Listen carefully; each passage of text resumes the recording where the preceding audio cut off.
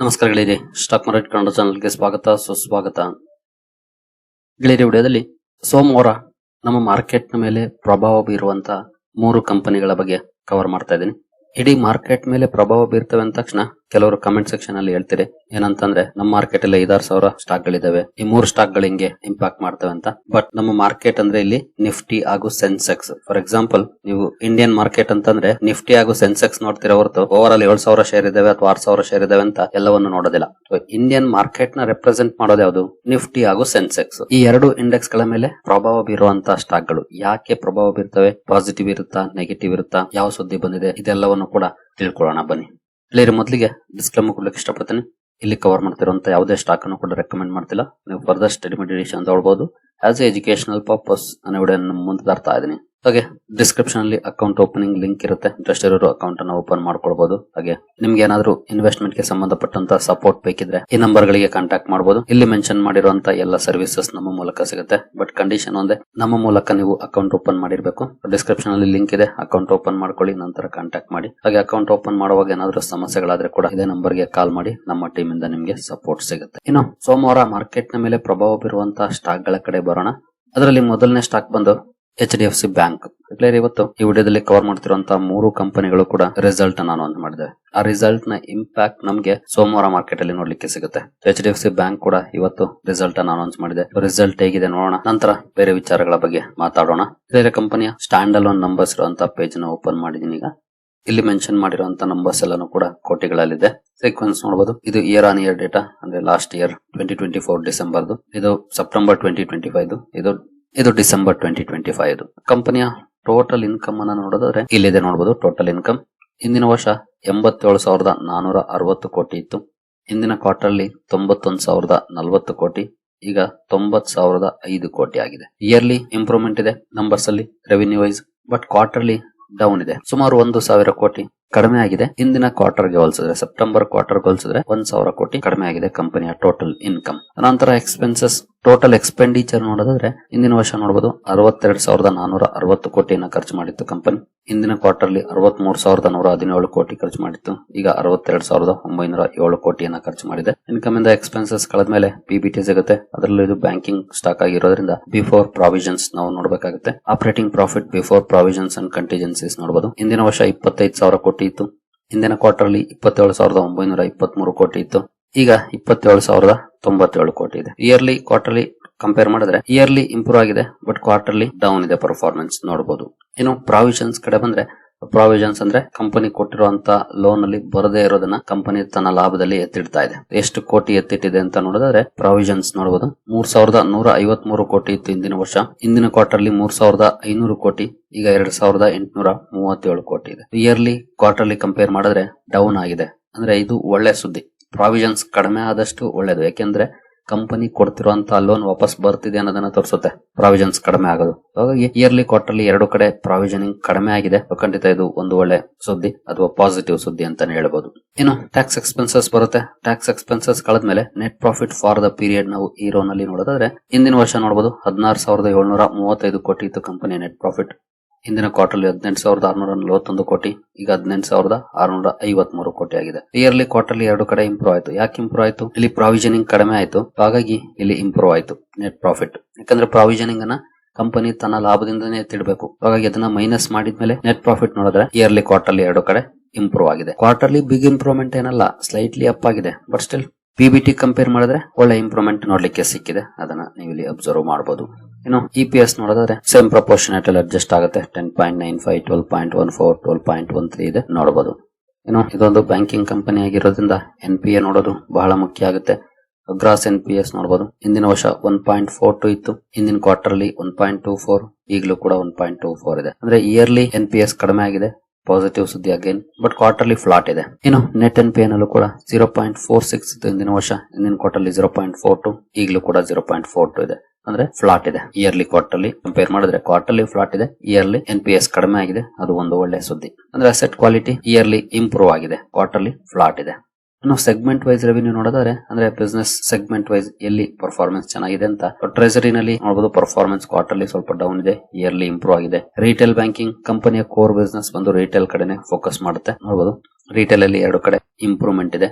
ನಂತರ wholesale banking ಅಲ್ಲಿ yearly down ಇದೆ, ಕ್ವಾರ್ಟರ್ಲಿ ಸ್ಲೈಟ್ಲಿ ಅಪ್ ಆಗಿದೆ. ಅಂದ್ರೆ ಕಂಪನಿ ಜಾಸ್ತಿ ರಿಟೇಲ್ ಗೆ ಒತ್ತು ಕೊಡೋದು, ಯಾಕಂದ್ರೆ ರಿಟೇಲ್ ಸೆಗ್ಮೆಂಟ್ ಅಲ್ಲಿ ಸ್ವಲ್ಪ ಸೇಫ್ಟಿ ಇರುತ್ತೆ. ಅಂದ್ರೆ ಜನರ ಹತ್ರ ಈಸಿಯಾಗಿ ವಸೂಲಿ ಮಾಡ್ತಾರೆ ಕೊಟ್ಟ ಲೋನ್ ಅನ್ನ. ಅದೇ ಕಾರ್ಪೊರೇಟ್ಸ್ ಕೊಟ್ರೆ ಜಾಸ್ತಿ ಗೊತ್ತಲ್ಲ, ಸುಮಾರು ಜನ ದೇಶನೇ ಬಿಟ್ಟು ಹೋಗ್ಬಿಟ್ಟವ್ರೆ. ಪ್ರೈವೇಟ್ ಬ್ಯಾಂಕ್ಸ್ ಕಾರ್ಪೊರೇಟ್ಸ್ ಗೆ ತುಂಬಾ ಕಡಿಮೆ ಕೊಡ್ತಾರೆ. ಕಡಿಮೆ ಇಲ್ಲೇ ನೋಡಬಹುದು 42,764 ಕೋಟಿ ಕೊಟ್ಟಿದ್ದಾರೆ. ಇನ್ನು ಅದರ್ ಬ್ಯಾಂಕಿಂಗ್ ಅಲ್ಲಿ ಇಂಪ್ರೂವ್ಮೆಂಟ್ ಇದೆ. ಈ ರೀತಿ ಪರ್ಫಾರ್ಮೆನ್ಸ್ ಅನ್ನ HDFC ಬ್ಯಾಂಕ್ ಮಾಡಿದೆ. ಇನ್ನು ಎಸ್ಟಿಮೇಟ್ ಎಷ್ಟಿತ್ತು, ಎಸ್ಪೆಷಲಿ ಎಸ್ಟಿಮೇಟ್ಸ್ ಗೆ ಬಂದ್ರೆ ಒಬ್ಬೊಬ್ಬರ ಎಸ್ಟಿಮೇಷನ್ಸ್ ಒಂದೊಂದ್ ತರ ಇರುತ್ತೆ. ನಾನಿಲ್ಲಿ CNBC TV18 ಎಸ್ಟಿಮೇಷನ್ ಅನ್ನು ತೋರಿಸ್ತಾ ಇದ್ದೀನಿ. ನೋಡಬಹುದು CNBC TV18 17,968 ಕೋಟಿ ನೆಟ್ ಪ್ರಾಫಿಟ್ ಬರಬಹುದು ಅಂತ ಎಸ್ಟಿಮೇಟ್ ಮಾಡಿತ್ತು. ಆಕ್ಚುಲಿ ಆಗಿ ಕಂಪನಿ ರಿಪೋರ್ಟ್ ಮಾಡಿರೋದು 18,653 ಕೋಟಿ. ಅಂದ್ರೆ ನೆಟ್ ಪ್ರಾಫಿಟ್ ಬೀಟ್ ಮಾಡಿದೆ ಎಸ್ಟಿಮೇಷನ್ ಅನ್ನ.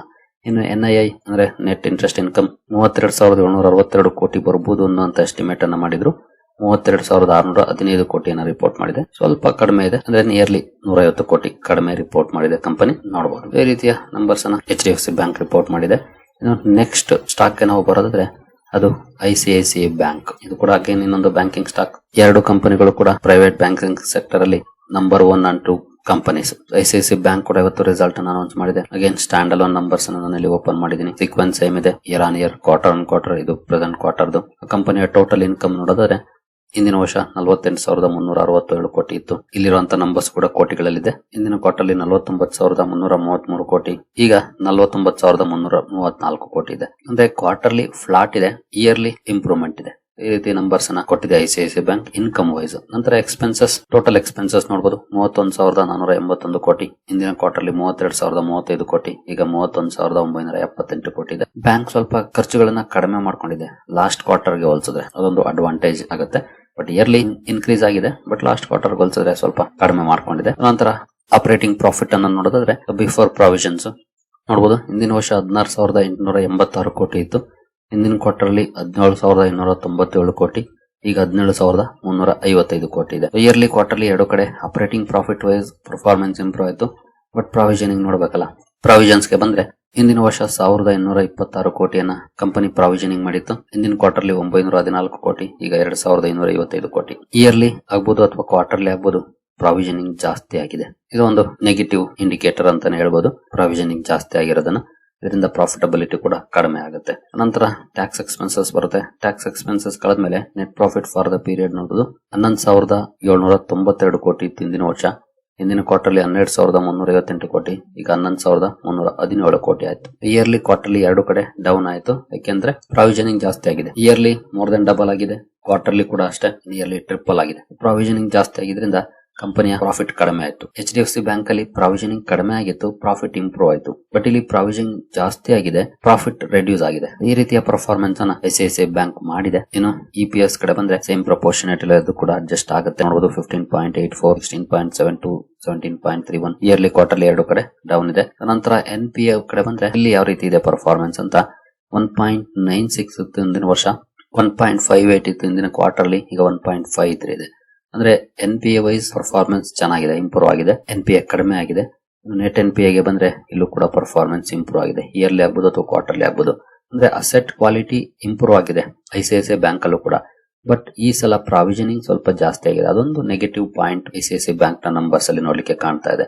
ಬಟ್ HDFC ಬ್ಯಾಂಕ್ ಅಲ್ಲಿ ಡಿಸೆಂಟ್ ಪರ್ಫಾರ್ಮೆನ್ಸ್ ಇದೆ compare to ICICI bank. HDFC bank ಒಳ್ಳೆ ಪರ್ಫಾರ್ಮೆನ್ಸ್ ಅನ್ನೇ ಮಾಡಿದೆ ಅಂತ ಹೇಳ್ಬೋದು. ಬಟ್ ನೋಡೋಣ ಮಾರ್ಕೆಟ್ ಯಾವ ರೀತಿ ರಿಯಾಕ್ಟ್ ಮಾಡುತ್ತೆ ಅಂತ. ಜಸ್ಟ್ ನಾವು ಹೈಲೈಟ್ಸ್ ಅನ್ನ ನೋಡ್ತಿದೀವಿ ಅಷ್ಟೇ. ರಿಸಲ್ಟ್ ಅನಾಲಿಸಿಸ್ ಮಾಡೋದು ಅಂದ್ರೆ ದಿನಗಟ್ಲೆ ಕೂತು ಮಾಡುವಂತ ಕೆಲಸ.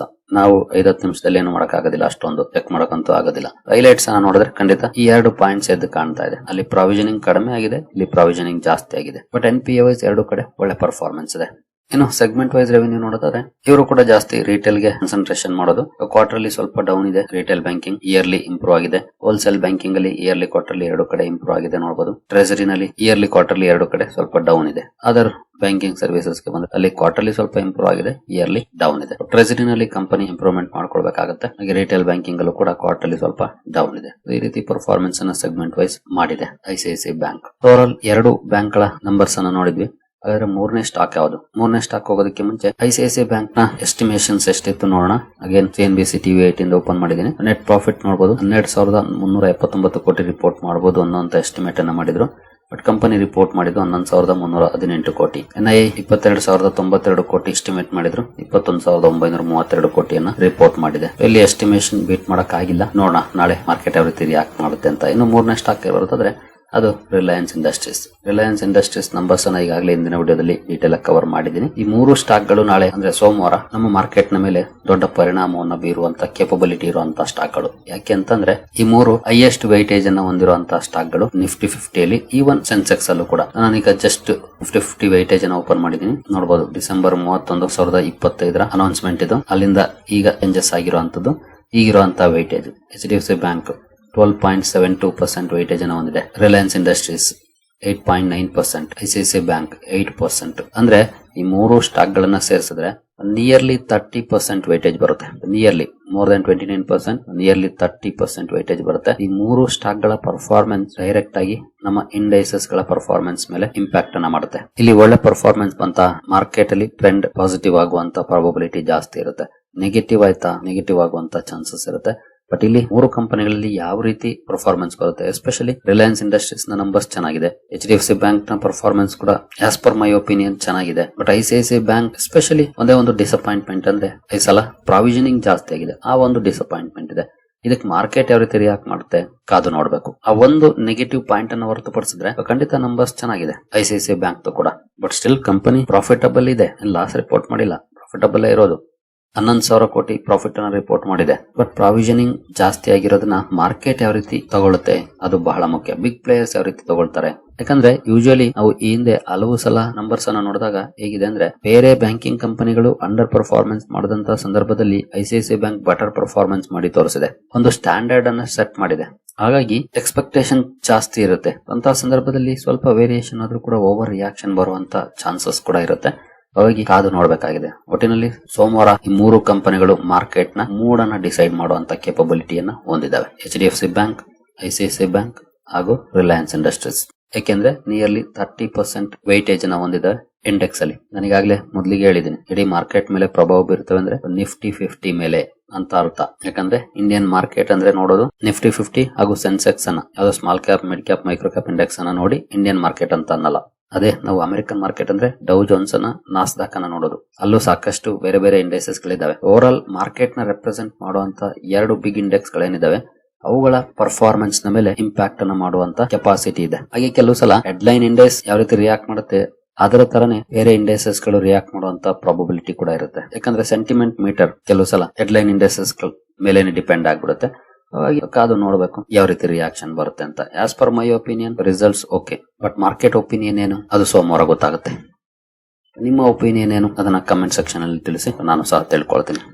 ಸರಿ ಗೆಳೆಯರಿ, ಈ ವಿಡಿಯೋ ನಿಮಗೆ ಇಷ್ಟ ಆಗಿದೆ ಅನ್ಕೊಳ್ತೀನಿ. ಹಾಗೆ ಡಿಸ್ಕ್ರಿಪ್ಷನ್ ಅಲ್ಲಿ ಅಕೌಂಟ್ ಓಪನಿಂಗ್ ಲಿಂಕ್ ಇರುತ್ತೆ. ಇಂಟ್ರೆಸ್ಟ್ ಇರೋರು ಅಕೌಂಟ್ ಓಪನ್ ಮಾಡಬಹುದು. ಹಾಗೆ ನಿಮ್ಗೆ ಏನಾದ್ರು ಇನ್ವೆಸ್ಟ್ಮೆಂಟ್ ಗೆ ಸಂಬಂಧಪಟ್ಟಂತ ಸಪೋರ್ಟ್ ಬೇಕು ಅಂದ್ರೆ ಸಂಪರ್ಕ ಮಾಡಬಹುದು. ಮುಂದಿನ ವಿಡಿಯೋದಲ್ಲಿ ಸಿಗೋಣ. ಅಲ್ಲಿವರೆಗೂ ಜೈ ಹಿಂದ್, ಜೈ ಕರ್ನಾಟಕ.